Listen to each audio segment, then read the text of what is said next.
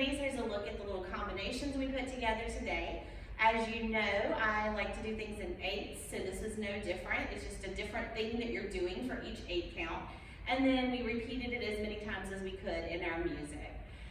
So the first 8 count is actually divided up into 2 different directions. We're pushing to the right and to the left with a hip lift.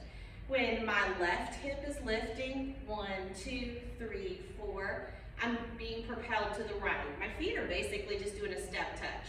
When my right hip is lifting, 5, 6, 7, 8, I'm going to the left. And just to add a little accent to it, we're doing our arms in the direction that we're traveling. So that's our first 8 count. Then we're going forward and back. We're going to take the whole next 8 count to go forward with a Turkish step. That's the kind where we lift that hip out in front of us, but give it a little twist inward. So we're going to twist before we step, twist, step, twist, step, twist, step. And just to give that a little bit of emphasis, we did our hands coming out from like chest level. The side that's twisting, that hand is coming out. Then to go back, we did a roll back.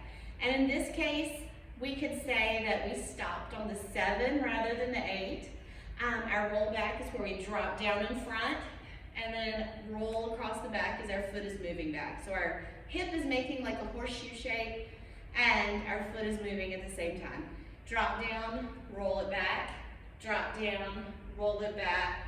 Would have gotten us to our 6 count, and then we're just dropping down on the 7 but not rolling our hip back because we don't want to have it behind us for the next step. So that was our third move, was the roll back. Then we're taking that right hip that's free, pushing it out into a big Egyptian hip circle all the way around for the 4, 5, 6, 7, 8 on shoulder circles, or shoulder rolls. So there's our next 8 count. Then we were doing a cross step, and normally when we do cross step, we just go forward and back, or maybe to the diagonals. Just to review our cross step, we step in front, point the foot out. Step in front, point the foot out. And as we're pointing, we're also giving that hip a good bump. Rather than just going forward and back, we made our own personal circle around us. So you have to kind of map out where you're going to go and how are you going to get back to where you started with 2 8 counts. So as we finished up our big hip circle and our shoulder rolls, we step on the right and bump out the left, left, right, right, left, left, right.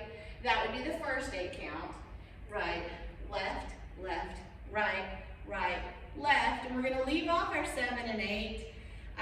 Instead of doing the exact same thing, we're just going to step back and be ready for our next movement that's going to happen. So 2 8 counts, but the second one on the 7 and 8, you use that to get ready for your last movement that you're going to do. This one's also going to be 2 8 counts, but it's 2 counts of the same thing. It's just on different hips. So we're going to do a hip drop on the right, and if you want to keep it just at the drop level, you would do it 6 times and then step, step on 7, 8. If you're to that level where you can release the foot every other time, then you still step back on the 7 and 8. Do it to the left, exact same thing. And then once we step, we're done with that combination, so we'll just repeat it as many times as we can to the music. So that's what it looked like without the music. Let's see what it looks like with the music.